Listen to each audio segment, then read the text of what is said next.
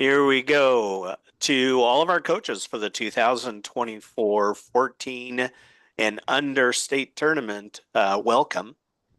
My name is Scott Koopman, and I am going to be one of your UICs for this tournament. And my fellow UIC is Mike Brown. I'll let him introduce himself. How you doing, everyone? Congratulations on making the 14U state tournament. My name is Mike Brown, and I will be helping Scout out as a UIC. Yeah, we wanted to take a moment to record a video just to go over some rules and issues that you may encounter at the state tournament that you maybe don't encounter in a lot of the summer tournaments that you go to. And I work a number of summer tournaments all over the area, mostly in southeastern Washington. You may have seen me in Yakima, the Tri-Cities, Walla Walla, even Pendleton. And I know that different tournaments run different rules, uh, but at the state tournament, we go by the actual USA rules for all levels of play. And any exceptions are made obvious with the tournament directors. But we're pretty much going to be going by the book on this one. So we wanted to cover a few things that you may or may not have encountered in tournament play and clear some things up for you. So here we go. This is about what to expect from the officials, especially at the start of the game. We're going to have our officials head out to the fields about 10 minutes before the game time actually is set to start. Now, by rule, when the umpires come onto the field and they call the coaches to the plate for a plate meeting, all warm-up pitching on the field is supposed to stop. So if the umpires ask you to stop, or they ask your pitcher catcher to stop, please do so and just have them halt and take it into the dugout or get ready for the game to begin, because that is a rule that is in the book. In that 10 minutes before the game time is to go out to the field to check equipment if needed, and then to conduct the plate meeting.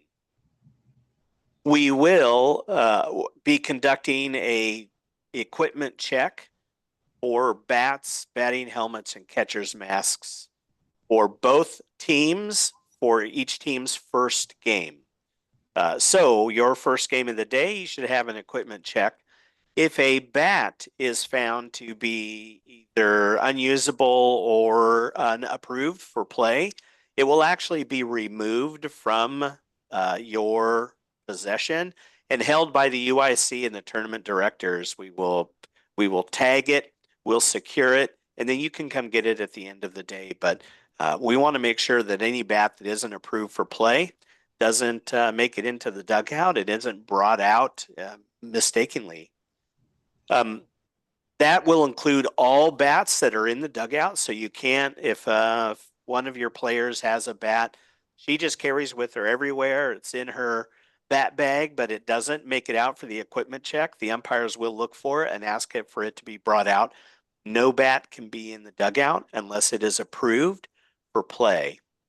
And that includes bats that are not only not USA approved, but also bats that may be too damaged to be used. So we just want to make sure all the equipment is legal and safe. Also, when you come to the plate meeting and you give your lineup to the umpires, by rule, again, the lineup cards must have every player's first and last name, their jersey number, and then if they are starting, their defensive position.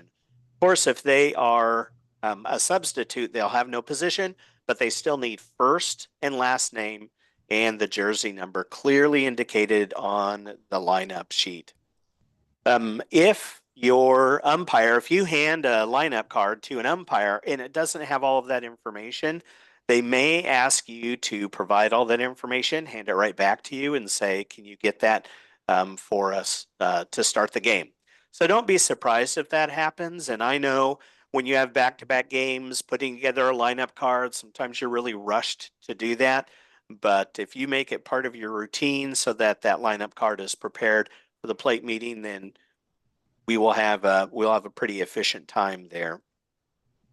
Um, if you just include a single name like a first name or a last name, it will be handed back to you. So just make sure that you have all that information on there.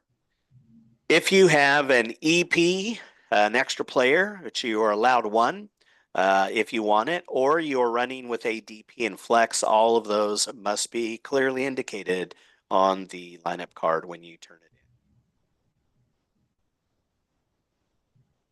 in. When it comes to batters and batters being legal, there are a couple of things that aren't called very often in tournament play, like during the summer, but do get enforced at the state tournament.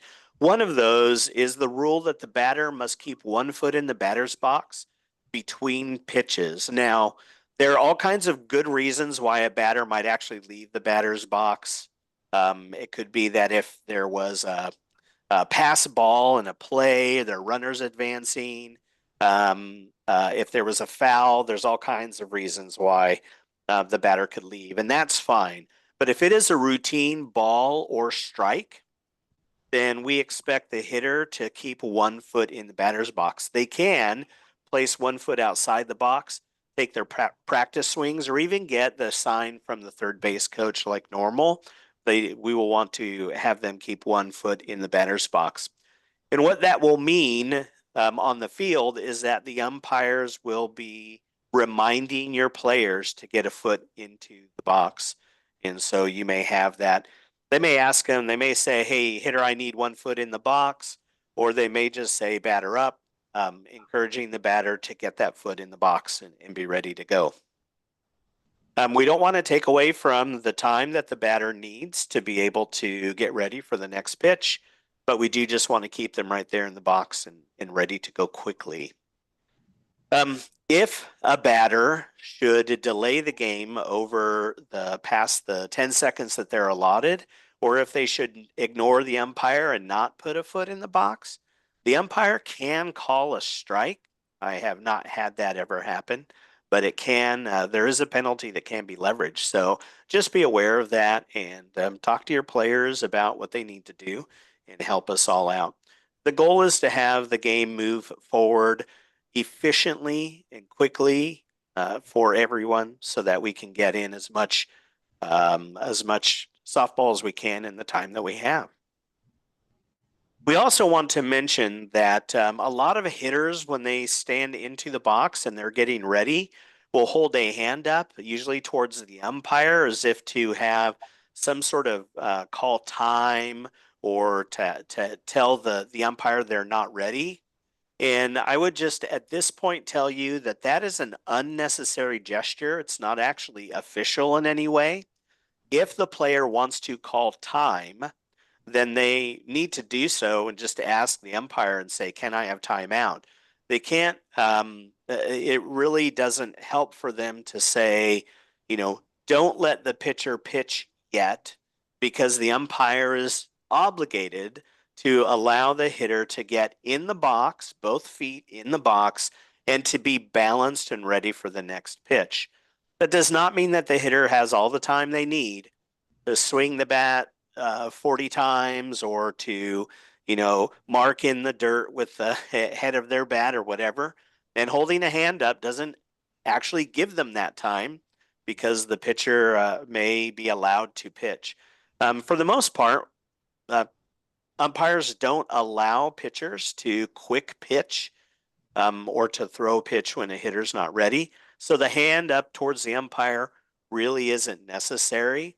What you may have this weekend is if the player is holding that hand up and taking an unreasonable amount of time to get ready, the umpire just may tell them, hitter, you need to be ready. The pitch is coming in order to encourage them to be efficient about getting ready for the next pitch. Again, we don't want the hitter to be disadvantaged, but we don't want an undue delay either. So holding that hand up towards the umpire is usually just not even necessary. And that's true at all levels. That's true at the 14U level all the way up to 18U. It's even true at the college level. There's just no reason to have that hand up there. It doesn't signal anything in particular to the umpires except that the hitter is trying to say they're not ready. Doesn't always mean that the hitter isn't ready legally to receive the pitch. When it comes to pitchers, there are a lot of ways for illegal pitches to be called. And maybe you've had some of those called on your pitchers. There are a couple of things I want to emphasize for our state tournament. One of those is that in between innings, the pitcher has 60 seconds to throw no more than 5 warm-up pitches between innings. Now, that 60 seconds starts with the last out of the previous inning. So it's not 60 seconds from the time that they come out and are at the pitching circle. It's really since the last out. By rule, within 60 seconds, we need to be ready to throw the first pitch to the batter. Now, that's not a ton of time. And so what usually happens is that pitchers don't have enough time to get in 5 pitches. Even though they are allowed up to 5 pitches in between every inning, just don't usually have enough time to get in all 5. So an umpire may call for balls in after 2 pitches, maybe even 1 pitch, or if there is a long delay in getting maybe the pitcher or the catcher out, the umpire may just say balls in and there's just 1 pitch, and that's all you get before the inning goes. If the umpires do that, it's because they're trying to stick to that 60 seconds or enforce that 60 seconds in between innings. I have done that pretty consistently over the last few years and haven't found that to be a detriment to anyone. Of course, when there are extenuating circumstances like a catcher who is on the bases running at the end of the inning, and now they need more than 60 seconds to get that gear on and get out onto to be ready to catch.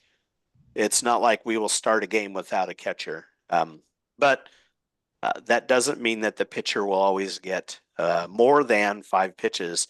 And by the way, if somebody else comes out and catches for the pitcher to get their warm up, why the pitcher still only gets 5 warm up pitches.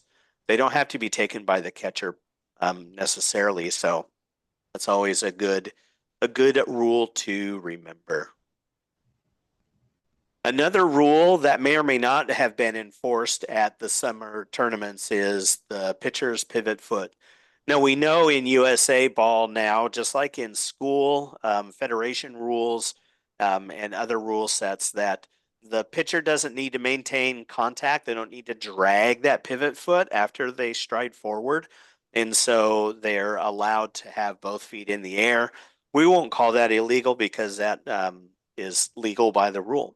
However, maybe it's a habit of some pitchers, but while they're getting ready to pitch and before they've started their stride forward, sometimes pitchers pick their foot up off of the pitching plate and set it back down, and then they pitch. That is illegal. They can't lose contact. The pitcher can slide their foot along the pitching plate. They can even twist their foot and reorient it on the pitching plate. They just can't lose contact and then put it right back down. So if that happens, if we see the pitcher picking the foot up and putting it back down, then the umpires will call an illegal pitch, and they'll just say that the pitcher is replanting. So they're lifting the foot and they're resetting or replanting the foot before they pitch. That is an illegal pitch, and it may very well be called. And make sure that you know and understand what that rule is in case it is called, or you have a pitcher that tends to do that. And before the tournament, help them to stop that habit. That particular infraction is consistent through all the rule sets that I know, which is Federation, NCAA, USA, NSA, all the rule sets that I have ever umpired. You can't pick the foot up and put it back down. The last one here, or item number 6 here, is the rule about the pitcher must take a sign or at least simulate taking a sign from the catcher. Now, this happens after the pitcher has set their feet, so one foot on the pitching plate and another one on or behind the pitching plate, and before the hands come together. So they haven't put hands together. They need to look at the catcher and either take a sign or simulate taking a sign. Now, we all know what that looks like. We know what it looks like when a pitcher actually takes a sign from the catcher. They look in at the catcher, they get a sign, now they're ready to pitch. That's what the umpires are going to be looking for. We often talk about there needs to be a pause, and that's really what it amounts to. If the pitcher, in fact, doesn't need a signal from the catcher, maybe you've called it in and it's on their armband and they've already looked to see. But they must simulate taking that sign, which means they must look towards the catcher, pause, and then hands can come together. If the pitcher does not do that, it could be called an illegal pitch, and the penalty awarded. And that's going to be the pitching by the rule, and the way it is going to be enforced. That is true, by the way, for not only USA, but it's true for high school rules, federation rules, and in a sense is true even for college. So it's a really good habit for the pitchers to get into, is simulate taking that sign. Um, in the miscellaneous category, when it comes to all these infractions, many times when an illegal pitch is called, a coach will say, well, can we get a warning? Or aren't you supposed to give a warning? Know that warnings are purely a courtesy and are not required. And in fact, by rule, if an umpire sees an infraction that makes a pitch illegal, that is supposed to be called an illegal pitch. There are no warnings. Sometimes, depending on the level of play and the impact on the play, a warning may be given, but those will be probably few and far between at this tournament since we are at the state tournament. If you are not given a warning, you can ask about it, but the umpires are under no compulsion to issue a warning first before they actually call an illegal pitch. What a lot of umpires do, and Mike, you can talk to this if this is what you do, but I know that I often watch a pitcher as they're warming up, especially when I'm looking at them for the first time, and I check to see if their footwork is legal and if their routine is legal. We all know that pitchers are creatures of habit and may say something to the coach then. Mike, is that the way you approach it? Yeah, definitely. I usually take that initiative in between those half innings too. And again, even throughout the game, as games progress and you're playing multiple games, bad habits creep in. So just be aware to remind your pitchers, obviously, the severity of the things that we're trying to get addressed prior to the tournament.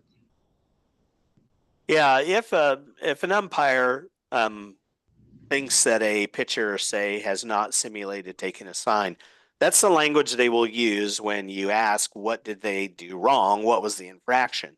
Say, the pitcher did not take a sign from the catcher or simulate taking a sign. They'll try not to, run a clinic out there and teach you all the rule book stuff. So the more you know about that ahead of time, the maybe easier it will be to correct your pitcher. But warnings are courtesy, Yeah, not required. just wanted to add one more thing to that. And again, if you're unsure, it's not a bad idea to maybe ask the umpire to have a look. Again, that's you're being proactive. So I would definitely suggest if you're not 100% sure and you think she's right on the borderline, I would ask just to obviously to keep this, that the umpire knows, or you just want to make sure you're not penalized. Yeah. We will always do our best to make sure that we keep the game and pitchers and hitters and everyone legal as much as possible. Contrary to what some coaches may think, we are not just looking for all the nitpicky calls that we can find and just make them all there. That's not usually how we want to umpire the game. We're just forced to sometimes. Um, Item 8, it is going to be a very, very hot weekend, and players are going to get hot and they're going to get thirsty. And you may have a defensive inning that's longer than you want. And I would encourage you as a coach to always call time and get some water to your pitcher or catcher if you think they need it. This is a timeout you can take. You can get the water to those players, really to any player on the field. Um, and it isn't a charge conference as long as you don't talk strategy or do any coaching when you take the water out there. A lot of umpires, in order to ensure that that's not happening, sometimes just walk with you out to, say, the pitcher's mound or stay with the catcher as the catcher gets water, just to make sure that you aren't setting them up for the next play or talking strategy.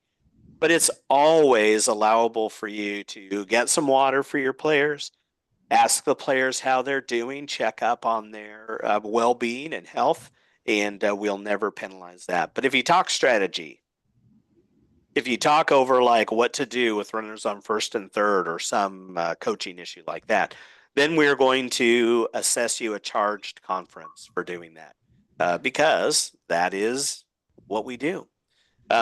So just be aware of that. Certainly keep your players hydrated as much as is needed. And then the last point we have here is about fan conduct.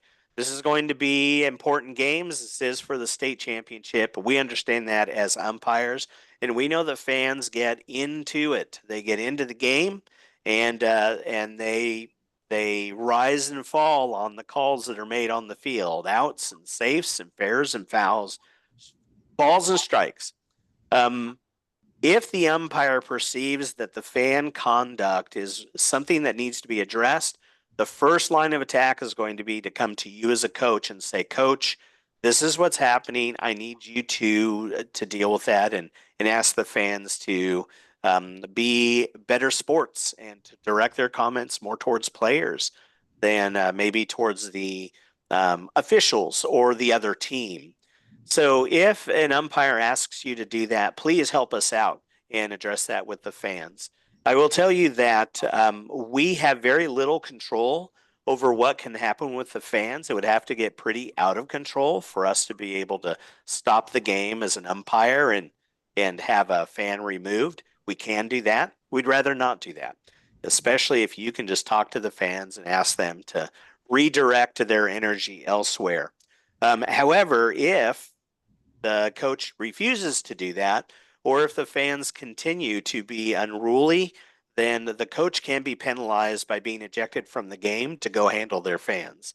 And we don't want to do that, but we realize that that's a tool in our toolbox that we can use to make sure this is a really good event and there isn't that bad conduct all over what's happening. So we will ask you as a coach to handle the fans. And if you don't, or if you can't, then we may penalize you as a coach until that gets handled.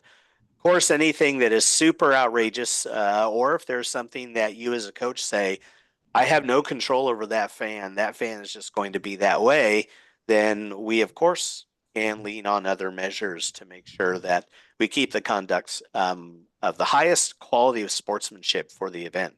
But we're going to look to you first as a coach to help take care of that situation. Other items that will come up and we will be available as UICs, where the tournament is taking place on two different complexes. Mike will be at one of the complexes and I will be at the other one. We're not sure which is which yet, but you will have a UIC that's readily available to answer a question if you need it. And we'll go over with the tournament directors the rules beforehand, or the tournament director will go over the rules with you that we're using. If there's any question about what you can or can't do on the field during live ball play, ask us, ask a UIC. We're happy to answer those questions. If you maybe aren't super familiar with how to run a DP flex, but you want to try it, we can help and tell you what you can and can't do with your DP flex or with an EP or any of those rules questions, we're happy to answer them. We would love to help you stay legal and effective for your state tournament games. But we will be available and we're happy to help. As far as the rules that we haven't touched on here, everything is going to be by the book in the USA rules manual. I don't know if you can see that. I think I disappeared. Yep. Hopefully you can see my screen and see that rules. But it's the 2024 official rules USA softball. Those are the rules we're going to use. So if you have any questions, be sure and let us know. Thank you for taking the time to watch this video. We hope you have a great tournament and some really good games. Good luck, all coaches. And again, we really thank you for your time. You take care. We will see you on the field.